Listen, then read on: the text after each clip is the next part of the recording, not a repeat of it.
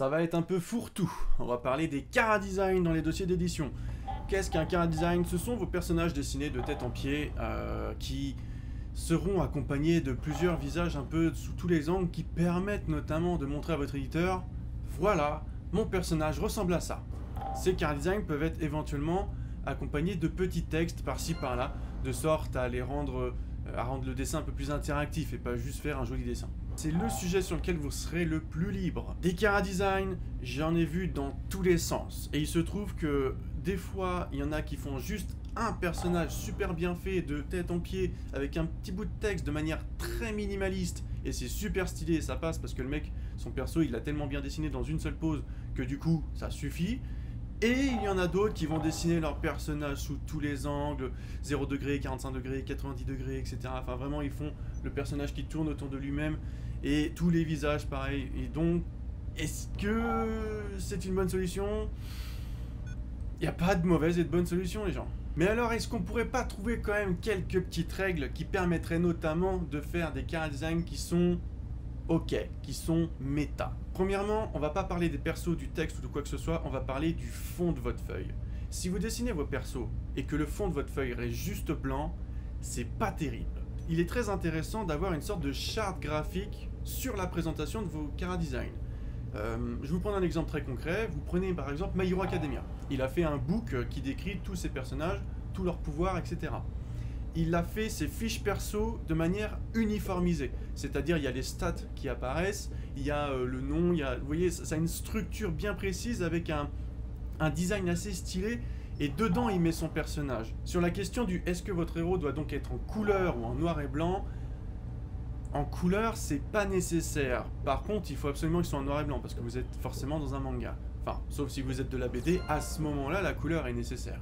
Néanmoins, même pour le manga, une petite couleur de temps en temps, au moins sur une des poses tête en pied, peut être intéressante. Sur ce qui est maintenant du texte, il n'y a pas grand-chose à dire. Vous êtes libre. Vous pouvez soit raconter le pouvoir du héros, soit un petit bout de son background, etc. C'est très important de mettre, selon moi, un petit peu de texte, parce que votre éditeur, il va pas s'amuser à revenir en arrière dans votre dossier pour se dire ah, c'est quel perso ça déjà, qu'est-ce qui lui arrive? Il va pas retourner dans votre scénario pour regarder à nouveau les chara-design. Vous voyez, il va pas s'amuser à faire cet aller-retour tout le temps. C'est pour ça que les petits textes sont importants. Par contre, attention, je dirais qu'il faut pas que ce texte comporte du spoil. Pourquoi? Parce qu'une fois que vos fiches perso seront terminées, là, vos fameux dessins, vos fameux chara-design, vous serez tenté de les mettre sur les réseaux. Et donc, il faut pas que ça spoil, parce que les lecteurs, eux, ils sont pas au courant. Votre éditeur, lui, il a le droit d'être spoil, mais pas vos lecteurs. Donc, faites attention à ça. Mais alors, combien de persos dois-je dessiner? C'est une question à laquelle j'ai pas vraiment la réponse, même si, dernièrement, Ankama m'a mis un stop à un moment donné dans un de mes dossiers d'édition en me disant « il y en a trop », sachant que j'en avais fait 10. Donc apparemment, faire plus de 10 persos, c'est trop, voire c'est la limite, d'accord? Enfin, je vous dirais que vu que vous êtes limité en termes de nombre de personnages, essayez peut-être de faire les persos qui ont le plus de gueule, afin de montrer vraiment l'étendue de votre dessin dans vos chara-design. Ce ne sera pas forcément les persos les plus intéressants à raconter, ça peut être des méchants, ça peut être qu'importe. Mais s'ils ont une gueule sympa, privilégiez ces gens-là. Si vous en êtes au stade où vous vous demandez comment est-ce que je dois dessiner mon perso, c'est-à-dire que vous n'avez pas encore une idée fixée, ou alors une idée sûre et certaine, c'est-à-dire vous vous dites je pourrais peut-être encore améliorer mon perso, voici les quelques petits conseils que je peux donner. Le plus intéressant dans un chara-design, c'est de reconnaître quand même la fonction de son héros par rapport à un cliché. Si votre personnage ressemble un peu à un cliché, ça veut dire que la première fois qu'il va apparaître dans une case, le lecteur va se dire lui, je crois savoir ce qu'il fait. Imaginons vous voulez écrire une histoire avec un détective, donc vous avez tellement réfléchi votre sujet, vous savez tellement à quoi vous voulez que votre héros y ressemble, vous le dessinez comme ça. Et là, ça pose un problème, parce que votre gars, il ressemble à ça. Et vous savez que c'est un détective. Mais votre lecteur, quand il verra ça, il saura que c'est pas un détective. Ça, c'est pas un détective pour lui. Prenons l'exemple de No Guns, No Life. Ce mec-là, l'auteur dessine un mec avec une tête de flingue qui a un impair noir. À ce moment-là, on sait qu'on est sur un détective parce que l'accoutrement, ça fait un peu, tu vois. Il a la gueule d'un détective, mais enfin sans avoir la gueule puisque il a une tête de flingue, quoi. Bref, vous comprenez le délire. Quand vous ne pouvez pas vous aider d'un cliché, aidez-vous de la logique. Par exemple, la trilogie du samedi soir. Buffy contre les vampires. Les sœurs Halliwell.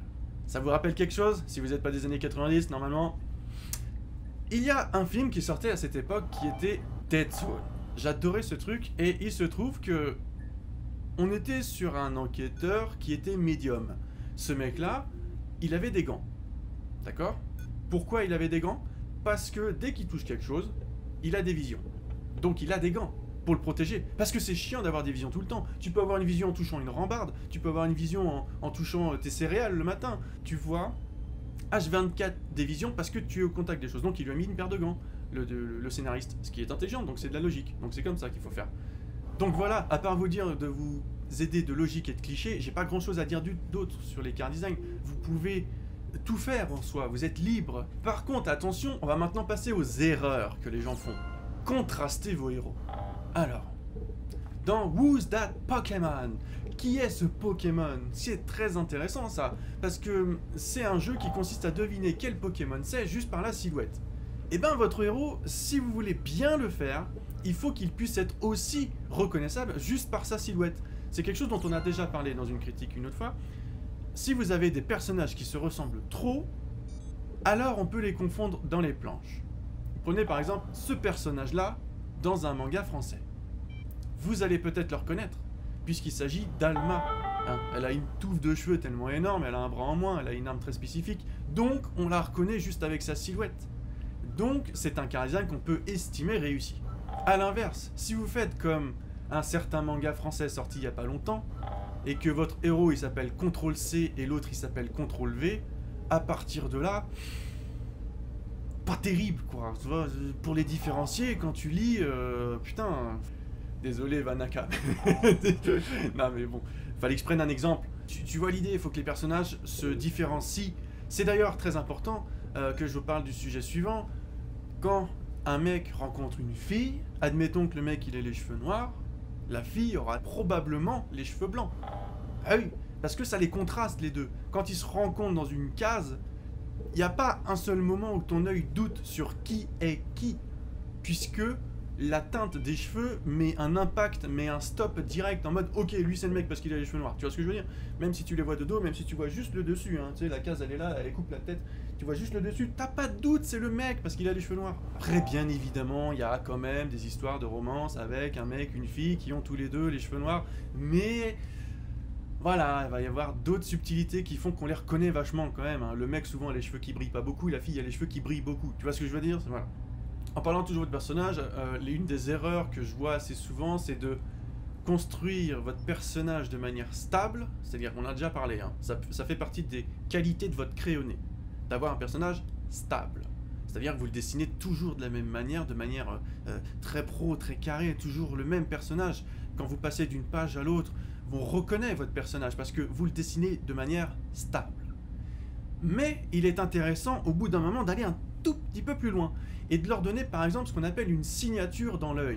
C'est-à-dire que certes vous dessinez vos persos de manière stable, c'est-à-dire que vous faites toujours les yeux de la même manière, mais si d'un perso à l'autre vous pouviez différencier l'œil, ce serait super. Ça peut être des yeux qui sont un peu plus tombants, ça peut être des yeux qui ont la brillance ailleurs, ça peut être des yeux qui n'ont pas du tout de brillance aussi, ça peut être bref, vous voyez l'idée.